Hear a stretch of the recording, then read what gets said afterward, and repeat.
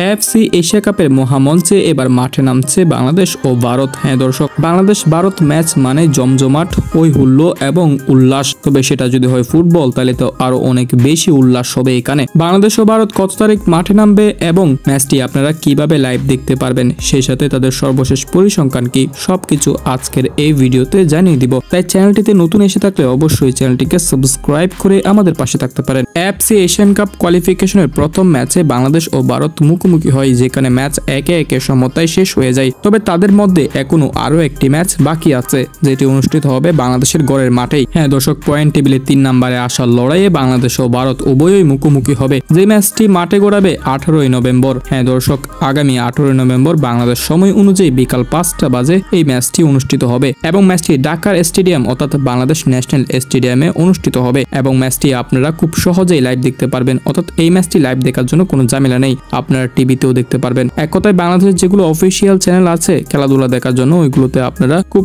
সহজে লাইভ দেখতে পারবেন। আর যারা ম্যাচটি মোবাইলে দেখতে চান তাদের জন্য আমি একটি অ্যাপ সাজেস্ট করলাম, আপনারা অ্যাপটির নাম একটু পড়ে নিন এবং ওইটা সংগ্রহ করে আপনারা ম্যাচটি লাইভ দেখতে পারেন। দর্শক, বর্তমান সময়ে বাংলাদেশ ও ভারত উভয় দলই এএফসি এশিয়ান কাপ কোয়ালিফিকেশন থেকে বাদ পড়েছে। এখন লড়াই হবে সিঙ্গাপুর ও হংকং চায়নাদের সাথে, কারণ বাংলাদেশ যে গ্রুপে আছে ওই গ্রুপ থেকে মাত্র একটি দলই এএফসি এশিয়ান কাপে কোয়ালিফিকেশন করতে পারবে, যেখানে গ্রুপের প্রথম স্থানে রয়েছে হংকং চায়না। ফলে সমীকরণটা হয়তো একদম সহজ, হংকং চায়না বা সিঙ্গাপুর যে কোনো একটা দল এএফসি এশিয়ান কাপ কোয়ালিফিকেশনে যাবে। বাংলাদেশ ও ভারত উভয় দলই বাদ পড়তে যাচ্ছে। তবে ম্যাচ যেহেতু এখনো বাংলাদেশ ও ভারতের বাকি আছে, তাহলে তাদের ম্যাচটা খেলতে হবে এবং ম্যাচটা জমজমাট হবে অবশ্যই, কারণ বাংলাদেশ ও ভারত ম্যাচ মানে জমজমাট ম্যাচ। দর্শক, আপনারা একটা অনুমান করে ম্যাচটার ফলাফল জানাতে পারেন, অর্থাৎ ম্যাচটা কি হবে, ভারত জিতবে নাকি বাংলাদেশ, নাকি ম্যাচ ড্র হবে, কি হতে পারে ম্যাচের ফলাফল, তা অনুমান করে আমাদের কমেন্ট সেকশনে জানিয়ে দিন আপনার মতামত।